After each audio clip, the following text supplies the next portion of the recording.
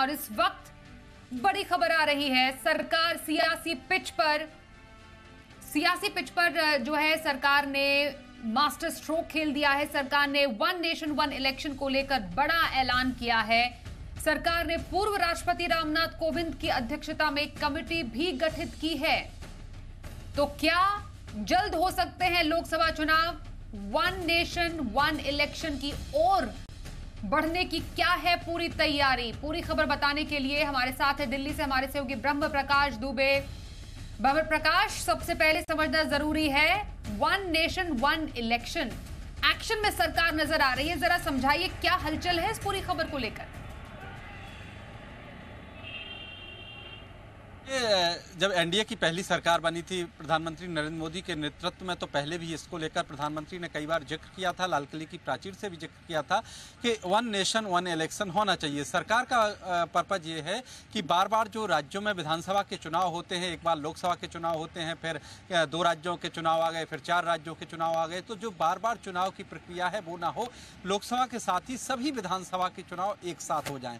इसके लिए सरकार ने आज पूर्व राष्ट्रपति रामनाथ कोविंद की अध्यक्षता में कमेटी बनाई है। ये कमेटी तमाम एक्सपर्ट्स की, जिसमें कानूनी जानकार होंगे, जिसमें तकनीकी जानकार होंगे, तो उन सब से राय लेगी, मशवरा करेगी और इस पर अपनी रिपोर्ट देगी कि आगे देश में कैसे एक साथ लोकसभा और विधानसभा के चुनाव हो सकते हैं। क्योंकि आपने देखा होगा कि अभी कुछ दिनों पहले 4 राज्यों के चुनाव हुए, अभी नवंबर में फिर से मध्य प्रदेश, राजस्थान, छत्तीसगढ़ में चुनाव है। तो ऐसे में हर साल कई राज्यों के चुनाव होते हैं, बार बार चुनाव होते हैं। सरकार का कहना है कि इसमें सिक्योरिटी अरेंजमेंट पर पैसा लगता है, चुनाव की प्रक्रिया पर पैसा लगता है और लोगों को भी बार बार वोट देने के लिए जाना होता है। ऐसे में कोशिश ये है कि 5 साल में जब लोकसभा का चुनाव हो, उसी के साथ साथ देश भर के तमाम राज्यों के विधानसभा का चुनाव हो जाए। तो उसको लेकर इस कमेटी का गठन किया गया है। संसद का विशेष सत्र भी बुलाया गया है 18 से 22 सितंबर को, इसी महीने, जिसको लेकर कयास लगाए जा रहे हैं कि उसमें भी सरकार इसको लेकर बिल ला सकती है या फिर किसी और बड़ी घोषणाएं कर सकती हैं। तो कयास इस बात के लग रहे हैं, लेकिन बहरहाल आज सरकार की तरफ से कमेटी बना दी गई है। ये कमेटी तमाम पहलुओं का अध्ययन करेगी स्वाति, उसके बाद अपनी रिपोर्ट देगी, उसके बाद सरकार और इलेक्शन कमीशन इस दिशा में आगे बढ़ेंगे। स्वाति। ब्रह्म प्रकाश, समझना जरूरी है कि अब इसको लेकर कानूनी अड़चन क्या आ सकती है?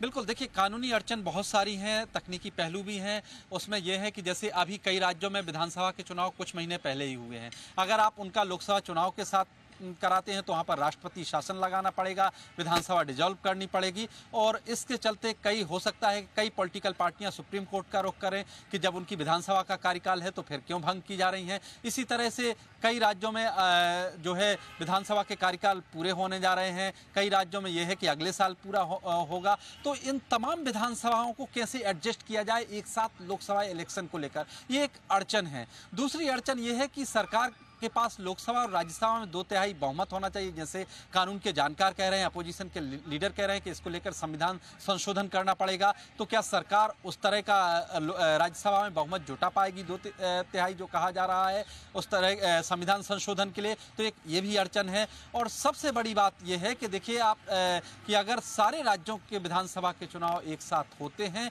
तो इन राज्यों की विधानसभाओं में कैसे अलग अलग राज्य कैसे तैयार होंगे परिवर्तन को। जैसे तमिलनाडु की विधानसभा का कार्यकाल मान के चलिए 3 साल बाद पूरा हो रहा है और उसके चुनाव आपको 2024 में कराना है, अगले साल लोकसभा इलेक्शन को लेकर। तो क्या वहाँ की राज्य सरकार तैयार होगी? क्या वो पॉलिटिकल पार्टियां तैयार होंगी? तो ये तमाम अड़चने हैं। क्या सरकार उन सभी पार्टियों को सहमत कर पाएगी? क्या अगर ये पार्टियां कोर्ट में जाती हैं विधानसभा भंग करने को लेकर तो क्या सरकार वहां पर क्या जवाब देगी? तो ये तमाम अड़चने हैं और कानूनी पहलू हैं, तकनीकी पहलू हैं, जिसका अध्ययन रामनाथ कोविंद की अध्यक्षता वाली कमेटी करेगी। आपको बता दें कि इसमें अभी और जो नामों का ऐलान होगा उसमें कई कानूनी जानकार भी होंगे जो कानूनी राय देंगे कि इस पर कैसे आगे बढ़ा जाए।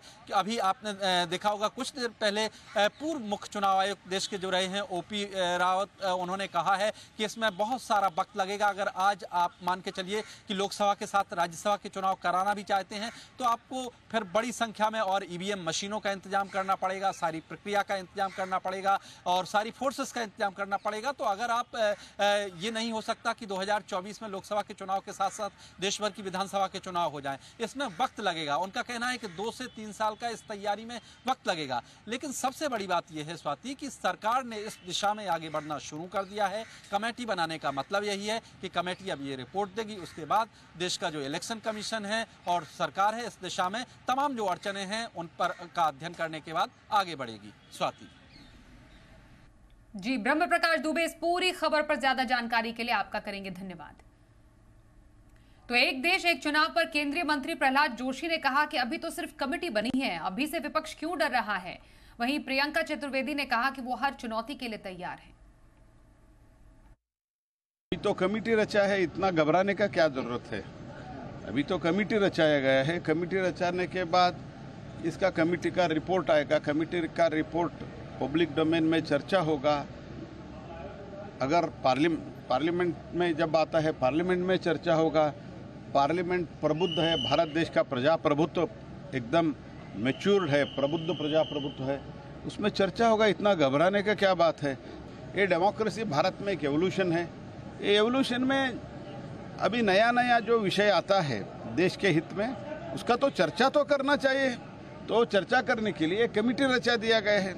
तो इसका अर्थ ये नहीं है कि कल से ही हो जाएगा, इसे तो हमने थोड़ी कहा है। One Bharat, one India, one देश हित में ऑपोजिशन दिखाई देगा। मैं सिर्फ ऑपोजिशन इस पे नहीं आवाज़ उठाएगा, देश की जनता उठाएगी, क्योंकि बेसिक डेमोक्रेसी का स्ट्रक्चर, कॉन्स्टिट्यूशन का स्ट्रक्चर फेडरल डेमोक्रेसी है, उसको आप हनन करेंगे तो देश आवाज़ उठाएगा। चुनाव के लिए तैयार हैं आप लोग? अगर एक साथ होता है चुनाव तो हम चुनाव के लिए क्या, चुनौतियों के लिए तैयार हैं। इसीलिए हम सब एक साथ मिले हैं और मैं आपको चैलेंज देती हूँ कि जिस तरीके से देश की जनता हमारे साथ बढ़ रही है, ये घबराए हुए, तिलमिलाए हुए, हड़बड़ाए हुए भारतीय जनता पार्टी है जो आए दिन एक नए अनाउंसमेंट करेगी।